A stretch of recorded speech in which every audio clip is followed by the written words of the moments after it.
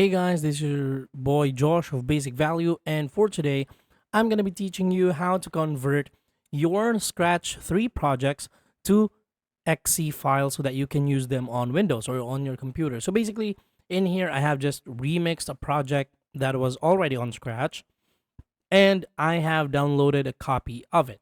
Now, in order to convert it to EXE, you want to go to this website like Turbo War Packager, and then in here, it usually looks like this when you first open it, and then next you just wanna you can connect the Scratch project ID or URL or file. So I have chosen the file, then sample SB3, and then after that you can just simply um,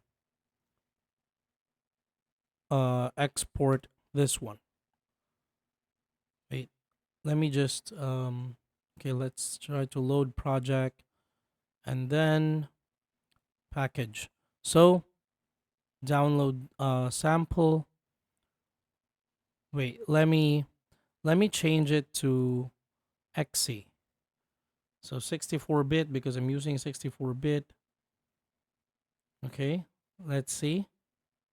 Okay, so it's downloading Electron because it uses Electron to actually also convert the projects to EXE. It's compressing this one. So in here, we're going to be doing this.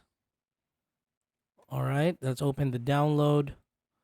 Let me just extract this quickly on my other monitor.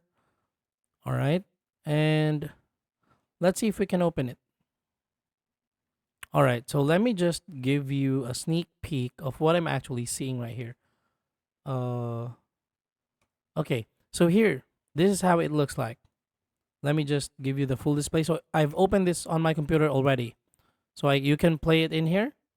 Okay, so basically that's how you um convert your Scratch 3 projects to EXE files so that you can use them on your computer. Thank you so much for watching. Please don't forget to subscribe. This is your homeboy Josh. I'm going to be seeing you in the next one. Peace out.